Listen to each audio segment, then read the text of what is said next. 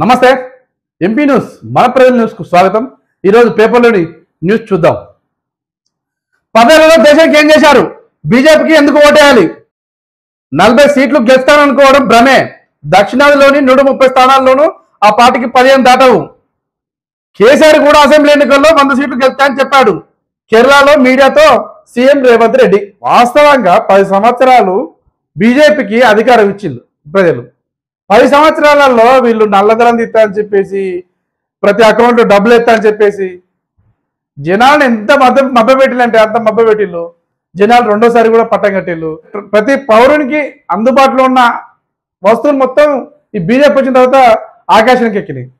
సరే మామూలుగా ప్రజలకు అవసరం వచ్చేది పెట్రోల్ వీళ్ళు వచ్చిన తర్వాత అమ్మంతంగా 70, 80, 90, 100 దాటిపోయి ఉన్న ఘనత వీళ్ళ పాలన చూడొచ్చు। అదేవిధంగా గ్యాస్ ముద్దు ఇంతకుముందు కాంగ్రెస్ గవర్నమెంట్ లో ఉన్నప్పుడు 10 సంవత్సరాల క్రితం 450 రూపాయల గ్యాస్ ముద్దు బీజేపీ వచ్చిన తర్వాత అమాంతం 450, 650, 750, 950, 11 దాకా పోయి మొన్న మరి ఎన్నికల్లో ఎందుకో తెలియ కానీ మళ్ళీ 100 రూపాయలు తగ్గించింది। ఇప్పుడు 880 రూపాయలు 900 ఉంది ఇప్పుడు ప్రజెంట్ ధర। ఎన్నికలు రాగానే జనాలకు ఏదో చేసినట్టుగా అది చేస్తారు తప్ప వీళ్ళు కరోనా పేరు చెప్పేసి జనాలకు ఫ్రీగా రేషన్ ఇస్తారని చెప్పేసి బీజేపీ అంటున్నారు। అది మంచిగా కానట్లేదు। 10 సంవత్సరాలలో పేదలు ఎంతమంది పోయిలు, ఎంతమంది అభివృద్ధి చెందుతారు అనేది లెక్క కావాలి అసలు వాస్తవంగా। ఇంకా పేదలే ఉండాలి, మీకు 10 సంవత్సరాలు ఇస్తాం ఇంకా 5 సంవత్సరాలు ఇస్తాం ఫ్రీగా రేషన్ తీసుకోవాలనేటట్టుగా చేస్తే అది అభివృద్ధి ఎట్లయితుంది? కాదు కదా। బీజేపీ దేశాలన్నీ ఉన్నత సంపన్నులకు చేసే కార్యక్రమాలు తప్ప మామూలు ప్రజలు చేసే కార్యక్రమం ఒక్కటి లేదు। కాబట్టి జనాలు ఈ బీజేపీ ఏం చేసిందని ఆలోచన చేసుకొని ఈసారి లోక్సభ ఎన్నికలలో మీ బలమైన ఆయుధాన్ని, మీ యొక్క అస్త్రాన్ని ఆషామాషి కాకుండా ఆలోచన చేసి ఎవరైతే బాగుంటుందని చెప్పేసి మీ ఓటు వేయాలి।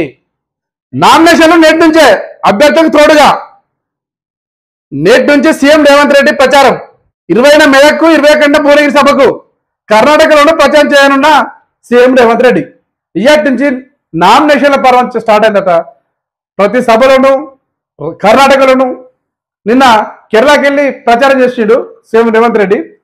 తొలి రోజు జాతర మొత్తం 43 నామినేషన్లు దాఖలు చేసిన 40 మంది అభ్యర్థులు తొలి రోజు జాతర లెక్క చాలా మంది నామినేషన్ చేసిన వార్త మనం చూడొచ్చు। తొలి అంకం నేడే దేశవ్యాప్తంగా 102 సీట్ల పోలింగ్। భారతదేశం మొత్తం లోక్సభ ఎన్నికలను 4 విడతల్లో చేస్తున్న ఎన్నికల సంఘం ఈరోజు 102 సీట్ల పోలింగ్ ఉంది। ఇంకా 4 విడతలు ఉంది। మనది మే 13 తారీఖు నాడు మన 4వ దశ ఓటింగ్ ప్రారంభమవుతుంది। ఇప్పుడు మాత్రం మన నామినేషన్ స్టార్ట్ అయినాయి। Andhra Pradesh CS DGP out. ఆంధ్రప్రదేశ్లో పోలీసు వ్యవస్థ మొత్తం జగన్ సర్కార్కే వంటగావుతూ జగన్ చెప్పింది చేస్తూ ఈ అపోజిషన్ పార్టీలను చాలా నానా ఇబ్బందులు పెట్టుకుంటూ వాళ్ళ పాగా సాగిస్తున్నట। సికి కంప్లైంట్ చేస్తే సిఇఓ ఎన్నికల కమిషన్ వాళ్ళను విధుల నుంచి తొలగించి ఆంధ్రప్రదేశ్ సిఎస్ డీజీపీ అవుట్। అధికార పార్టీకి కొమ్ము కాసేటట్టుంటే ఈ విధంగా అవుతుంది। శిల్పా శెట్టి దంపతుల ఆస్తులు అటాచ్, బిట్కాయిన్ మోసం కేసులో ఈడీ చర్యలు।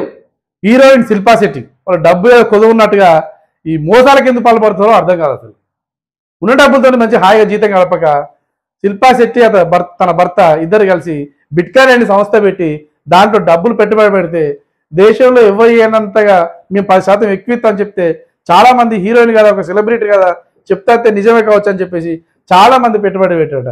ముంబై మన సైడ్ రాలే కానీ ముంబై, ఢిల్లీ వాసులందరూ పెట్టుబడి పెట్టి మోసపోయారని తెలిసి కోర్టులో కేసు వేస్తే ఆ కోర్టులో శిల్పా శెట్టికి వాళ్ళ భర్తకు 98 కోట్ల ఆస్తిని అటాచ్ చేయండి, ఈ బాధితులను ఆదుకోవాలని చెప్పేసి వాళ్ళు తీర్పిచ్చే అవకాశం ఉన్నాయట। ఆ వార్త మనం చూడొచ్చు। ఫ్యాక్టరీ పెట్టి వెంటాడి కిడ్నాప్ చేసి 30 ఎకరాల రిజిస్ట్రేషన్। గత టీఆర్ఎస్ ప్రభుత్వం ఉన్నప్పుడు పోయిన 2023 నవంబర్లో రంగారెడ్డి జిల్లాలో ఉన్న 30 ఎకరాల భూమి, కోట్ల విలువల భూమి యజమాని భూమి అమ్మనని చెప్పినా కూడా వీళ్ళు వేటాడి అతను హింసించి కొట్టి ఏసీబీ కూడా కొంత లంచం ఇస్తా అని చెప్తే ఏసీబీ కూడా ఇలా ఇన్వాల్వ్ అయ్యి ఏసీబీ, తహసీల్దార్, ఒక అంతకుముందు టీఆర్ఎస్ మాజీ నేత వీళ్ళంతా అటాచ్ అయ్యి ఆ భూమి యజమాని ఆ రైతును కొట్టి కిడ్నాప్ చేసి రిజిస్టర్ చేసిన వార్త వెలుగులోకి వచ్చింది।